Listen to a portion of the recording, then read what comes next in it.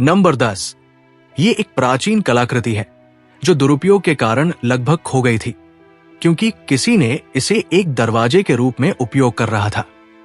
ये एक 3500 वर्ष पुरानी समारोहिक छुरी है और ये अपनी तरह की केवल 6 कलाकृतियों में से एक है जो कभी यूरोप में पाई गई है। ये 2004 में नॉर्फॉक, इंग्लैंड में एक किसान के खेत में पाई गई थी, लेकिन किसान ने इसके बारे में कुछ नहीं सोचा और इसे घर ले जाकर दरवाजे खोलने के लिए इसका उपयोग करने लगा। इसे अपना सही नाम देने के लिए ये कांस्य युग की एक दुर्ग रिलिक है और ये शायद समारोह में उपयोग की जाती थी, न कि युद्ध में। ये मुख्य रूप से कांस्य और तांबे से बना है और ये शायद वेल्स में बनाया गया था। किसी समय इसके अतीत में ये जानबूझकर मुड़ा हुआ था ताकि इसे हथियार के रूप में उपयोग न किया जा सके। अंततः किसान के एक मित्र ने उन्हें इसे एक स्थानीय पुरातत्वविद को देखने की अनुमति देने के लिए राजी किया और उन्होंने जल्दी ही नॉर्विच के कैसल संग्रहालय और कला दीर्घा से $60,000 की पेशकश प्राप्त की ताकि वे इसे उन्हें बेच सकें और इसे सार्वजनिक प्रदर्शन पर रख सकें। स्वाभाविक रूप से उन्होंने पेशकश स्वीकार कर ली। नंबर 9, HMS अरबस का पतन।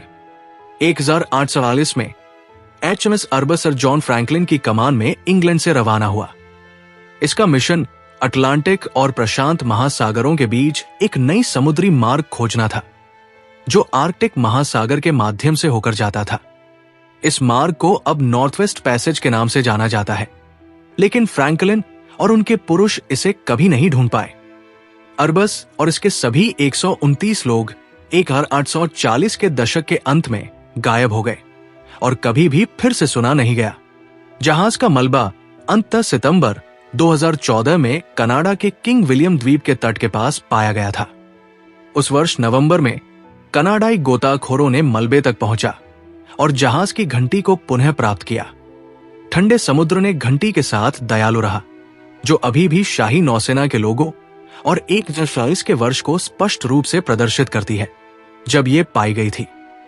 घंटी को पुनः प्राप्त करने के बाद ये अब एक ग्लास केस में पानी से भरी हुई है जो इसे संरक्षित करने में मदद करती है।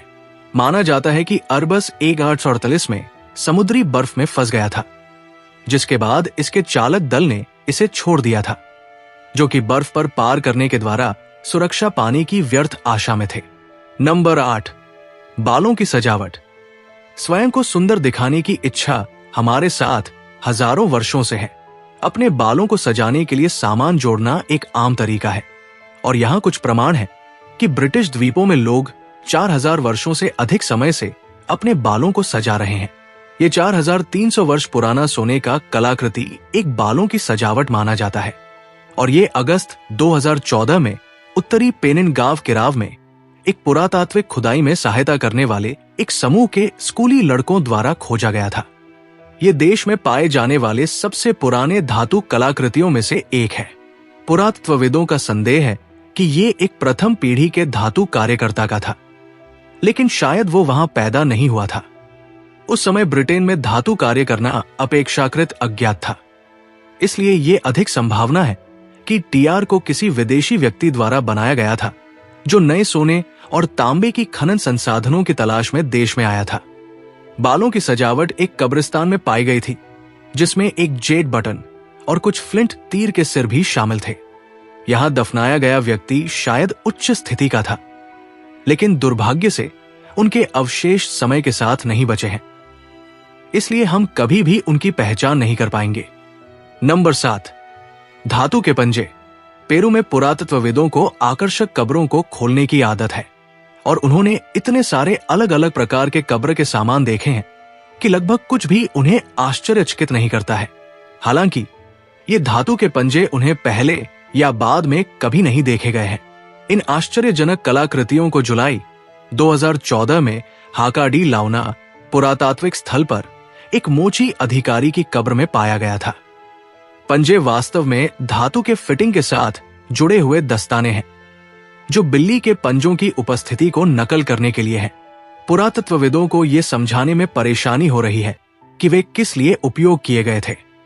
वे एक पारंपरिक युद्ध स्थिति में बहुत उपयोगी नहीं होते, इसलिए यह संभव है कि उन्होंने एक असामान्य अनुष्ठान में भाग लिया वैकल्पिक रूप से शायद एक प्राचीन मोची खेल था जो मुक्केबाजी के समान था, जिसमें योद्धाओं ने मुक्केबाजी के दस्ताने के बजाय पंजे पहने थे।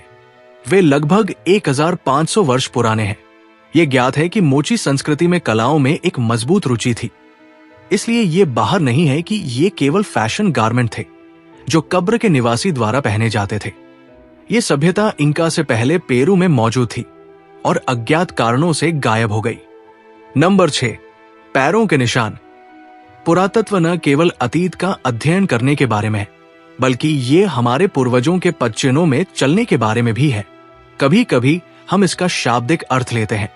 फरवरी 2014 में शोधकर्ताओं ने हाउसबर्ग, इंग्लैंड में एक प्रागैतिहासिक वयस्कों और बच्चों के मिश्रित समूह द्वारा 800,000 वर्ष पूर्व छोड़े गए पैरों के निशानों की खोज की घोषणा की।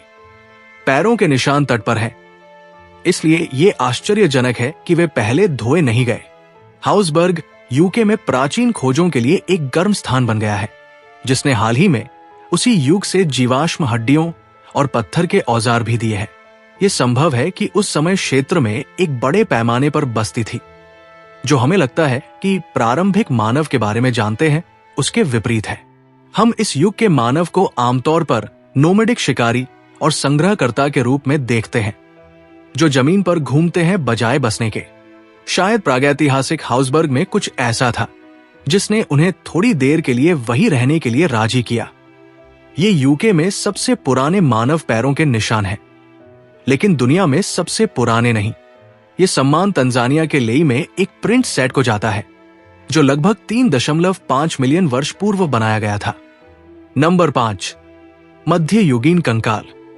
सितंबर 2015 में एक भयानक तूफान आयरलैंड के काउंटी स्को में कोनेई पर हमला किया। जैसा कि उसने किया था, उसने एक समुद्र तट के पेड़ को उखाड़ फेंका जो शहर में 215 वर्षों से खड़ा था। यह पेड़ के लिए दुर्भाग्यपूर्ण था, लेकिन यह पुरातत्वविदों के लिए अच्छी खबर थी, क्योंकि जब पेड़ को उखाड़ फेंका गया तो एक मध्ययुगीन कंकाल जमीन से बाहर आया, या कम से कम इसका आधा हिस्सा आया। कंकाल का ऊपरी आधा हिस्सा जड़ों के साथ आया, जबकि पैर जमीन में रह गए। पेड़ की जड़ें मानव हड्डियों के सीधे माध्यम से उगाई, लेकिन इस प्रक्रिया में उन्हें नुकसान नहीं पहुंचाया। ओस्टियोपैथोडॉल लिंडा लिंच ने हड्डियों की जांच की और निर्धारित किया कि हड्डियां एक ऐसे व्यक्ति की है जो 20 वर्ष से अधिक आयु का नहीं था, जब उसने 11वीं और 12वीं शताब्दी के बीच कहीं न कहीं दम तोड़ दिया था। नंबर 4, गुप्त शहर। जब प्राचीन रोमनों ने 3वीं शताब्दी में फ्रांसीसी शहर नो के नीचे चूना पत्थर से चाक बनाना शुरू किया, तो उन्होंने एक ऐसी प्रक्रिया शुरू की जिसके परिणाम स्वरूप पूरा एक भूमिगत शहर के नीचे तराशा गया। यह शहर पूरा था, जिसमें मीलों लंबी सड़कें, 300 कमरे, चैपल, गायों के शेड और यहां तक कि एक बेकरी भी थी। इस गुप्त शहर का उपयोग सदियों से कई बार आश्रय के रूप में किया गया है, जिसमें मध्य युग और हाल ही में प्रथम विश्व युद्ध शामिल है। हम जानते हैं कि प्रथम विश्व युद्ध के दौरान सैनिक यहां आए थे, क्योंकि उन्होंने दीवारों पर हजारों टुकड़े ग्राफिटी छोड़ दिए थे। यहां दीवारों पर लगभग 2000 नाम तराशे गए हैं। 731 नाम ऑस्ट्रेलियाई सैनिकों के रूप में पहचाने गए हैं। इसके अलावा 339 ब्रिटिश और 55 अमेरिकी सैनिकों के नाम भी हैं। बाकी नामों को या तो ट्रेस नहीं किया जा सका या केवल आंशिक नाम ही छोड़े गए। नंबर 3, थेम्स नदी, लंदन। इंग्लैंड में थेम्स नदी सदियों से इतिहास के अवशेषों को अनजाने में इकट्ठा कर रही है। आप नदी के किनारे हर दिन मडलाक्स और ड्रेजर्स को काम करते हुए पाएंगे। हालांकि वे अक्सर ऐसी खोज नहीं करते हैं। ये एक बहुत ही दुर्लभ मध्ययुगीन युग का भक्ति पैनल है, जो थॉमस के परीक्षण और बाद में लैंकेस्टर के पूर्व अर्ल के निष्पादन को दर्शाता है। थॉमस एक राजनीतिक विद्रोही थे और उनकी मृत्यु में उन्हें शहीद बना दिया गया था। ये वस्तु, जो 14वीं शताब्दी की है, 2015 की शुरुआत में प्रसिद्ध नदी के किनारे पाई गई थी। थॉमस का जन्म रॉयल परिवार में हुआ था, जो कि राजा एडवर्ड द्वितीय के चचेरे भाई थे, लेकिन उन्होंने इंग्लैंड के उत्तर में राजा की शक्ति को कम करने के इरादे से बार के एक समूह के साथ अपनी स्थिति को स्थापित किया था। इससे 1322 में राजद्रोह के लिए उनका निष्पादन हो गया। भक्ति पैनल अर्ल के अनुयायियों द्वारा बनाया गया था, जिन्होंने एक दृश्य बनाया जो मसीह और कुंवारी मेरी को ऊपर से देखते हुए दिखाता है। Number 2, Magna carta. Magna carta British इतिहास में सबसे महत्वपूर्ण दस्तावेजों में से एक है। ये एक रॉयल चार्टर ऑफ राइट्स है, जिसे किंग जॉन ने जून 1215 में रनीमी में हस्ताक्षर किया था। ये देश का पहला दस्तावेज है जो स्पष्ट रूप से पुष्टि करता है कि न तो राजा और न ही उनकी सरकार कानून से ऊपर है। फरवरी 2015 में मैग्ना कार्टा का एक बहुत पुराना संस्करण केंट काउंटी काउंसिल के अभिलेखागार में पाया गया। दस्तावेज डॉ मार्क बेटसन द्वारा दुर्घटना से पाया गया था, जिन्हें परिषद द्वारा एक अन्य महत्वपूर्ण दस्तावेज टाउन के चार्टर ऑफ द फॉरेस्ट को ढूंढने के लिए लाया गया था। उन्होंने इसे पाया, लेकिन उन्होंने मैग्ना कार्टा को भी एक विक्टोरियन युग के स्क्रैपबुक के अंदर छिपा हुआ पाया। ये अधूरा है, लगभग 1/3 पृष्ठ गायब है, लेकिन इसकी उम्र और दुर्लभता को ध्यान में रखते हुए इसका मूल्य लगभग 10 मिलियन है। नंबर 1, बर्फीला मार्ग। आइए नॉर्वे में अप्रैल 2020 में की गई कुछ खोजों पर नजर डालें। बढ़ते तापमान ने एक पहाड़ी बर्फीले मार्ग को 1800 वर्षों में पहली बार पिघला दिया और बर्फ में फंसे प्राचीन कलाकृतियों को उजागर किया। बर्फ पहली बार 2011 में लैंडब्रीन पास से पीछे हट गई, जिससे 3 शताब्दी के एक ऊनी ट्यूनिक की खोज हुई।